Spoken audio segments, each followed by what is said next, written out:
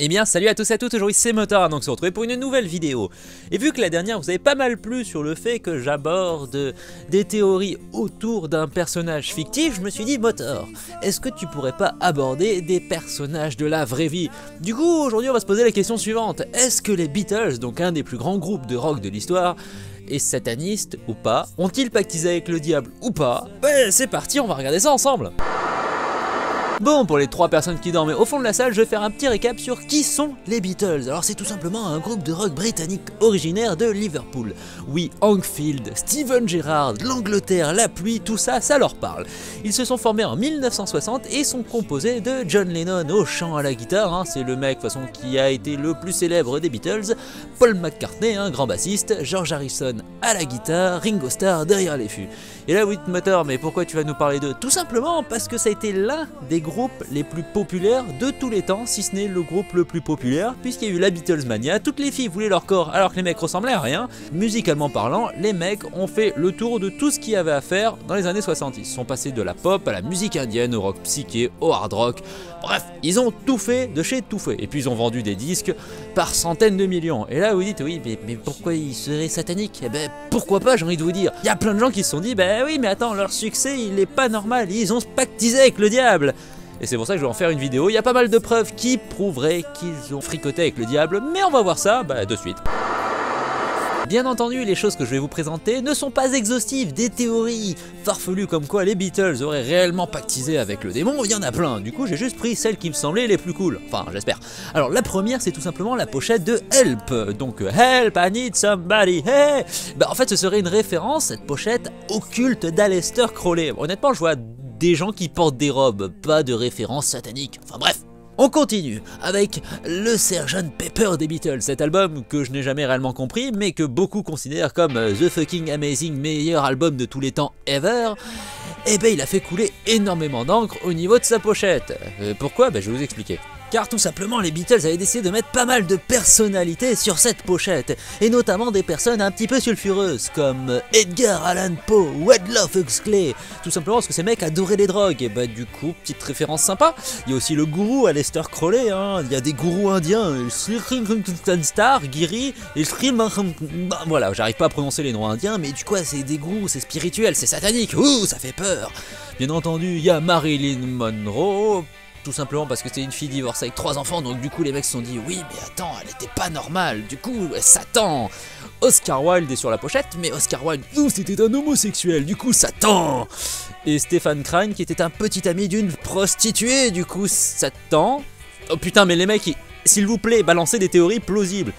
Et bien entendu, il y a la fameuse, oui mais attends Motor, il y aurait eu Hitler sur cette pochette. Alors sur la version finale, Hitler n'apparaît pas, il y a des 3 photos où il serait là, mais j'y crois pas, et puis foutre Hitler sur le truc, ça fait de toi un gars satanique? Je crois pas. Bref, après avoir atteint le point Godwin, j'ai décidé de parler de John Lennon.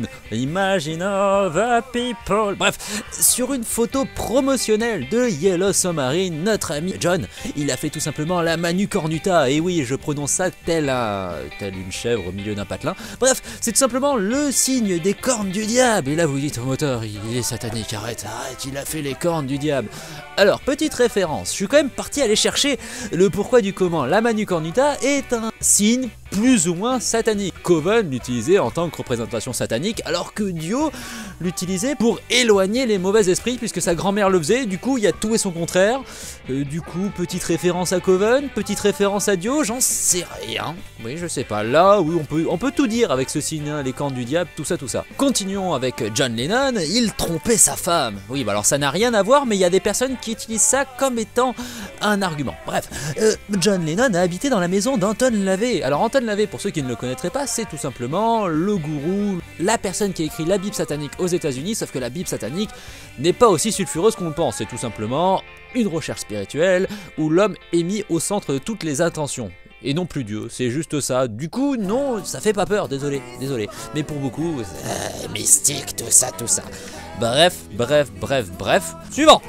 les Beatles fréquentaient Monsieur Saville. Alors effectivement, Monsieur Saville était peut-être l'une des personnes les moins fréquentables de l'histoire, hein, puis tous les trucs qui lui collent au cul.